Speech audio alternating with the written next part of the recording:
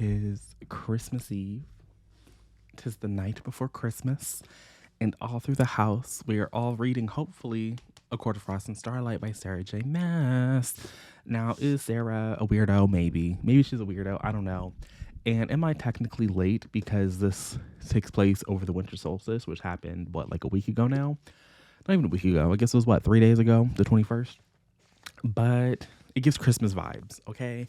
And listen, I just really enjoyed this little novella. I don't know what it is. I think that I just had proper expectations the very first time that I read it, because when this was initially published,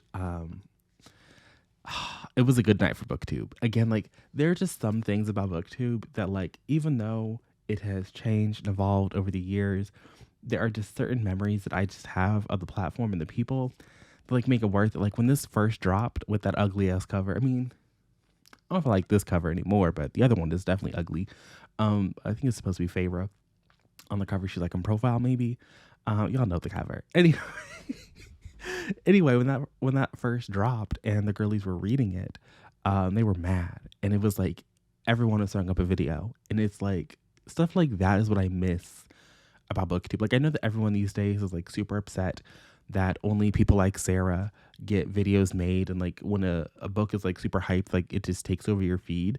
But honestly, I feel like that is what I live. Like, I also just come to booktube for different things. This is, I don't know, I've read this twice. There's already 2 videos of me talking about this book, so like I'm gonna talk about it, but let me go on my little tangent first. And I do come to booktube for, to get recommendations to a degree, more to get like a vibe and a suss out of like what people are, thinking about a book, more than like hands down recommendations. But I like seeing the conversations. Like, I don't know, I'm not really here to see someone. I mean, it can be nice to see someone read an obscure book that I never would have considered to read for myself, and being like, okay, well, maybe I'll check that out. But if I'm going to do that, I would much rather just find a random book in my library. I don't know if I want to find that random book on the internet. Again, I don't know. I'm being a little reflective just because, the end of the year is right around the corner, and like it's the time for that or whatever. But I like booktube for the conversations, and to a certain degree, like, you do kind of have to be a hyped book to fit into most of the conversations. And so to me, my feed being overtaken by the hyped release is not a problem.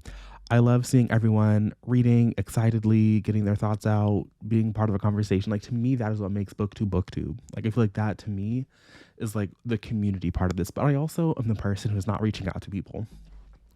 You would have thought that after the pandemic, I would have been that girly, but honestly, I was probably too social during the pandemic. I made too many connections during the pandemic, and letting them slowly wither on the vine is fine by me. But let's get back to Miss Sarah, Court of Frost and Starlight.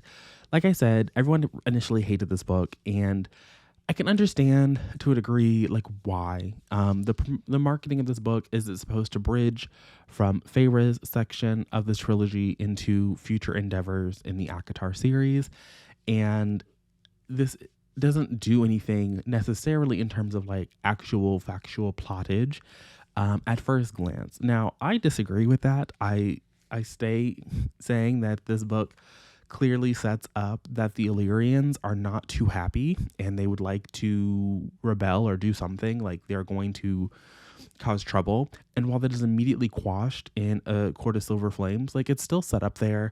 The idea that we don't really know what's happening with the princes and the queens, or I think they're queens, not princesses, but we don't know what's happening with the human queens. This is set up here, and it continues on in Silver Flames. We also get a glimpse at the blood right, which is a significant plot point in the next book if you haven't read it already by this point. Although Silver Flames is like the best book in the series, so like, what are you doing with your life? I don't know. Sure, like, it's light and fluffy. It also sets up a significant plot point surrounding Feyre and Reese's latest garbage antics that everyone was like, ha ha, hee hee. But Silver Flames, like, chickens come home to roost. So again, like, this book does stuff. Like, it actually does seed things for the future. Now, is it the most, do I think if you just skip this entirely and read Silver Flames, will Silver Flames still make sense?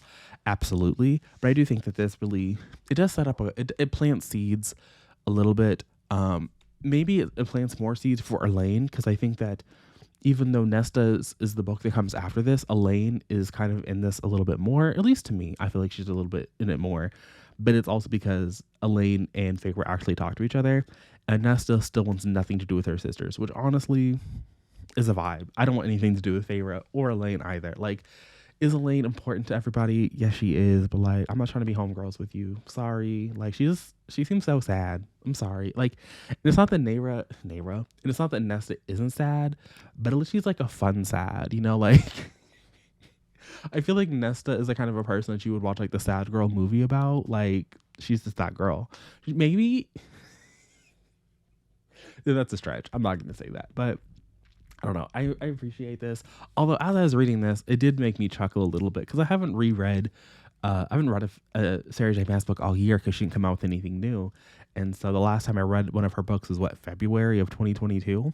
And it did make me kind of miss Sarah's writing because it was just so easy to read. And it was like, I like these characters. And at this point, everything would be a reread. I don't know. I've also really wanted to reread Sarah J. Maas all year. And I did initially have like a video concept around that where I was going to like reread the series, all of them. And while part of me is sad that I didn't do that, I'm also kind of like, I don't know. I mean, I'm making content about this, not like I'm talking to you about it, but I think that when I finally do reread, I think it will be just for me and my own enjoyment, and I will just have a good little time. I will.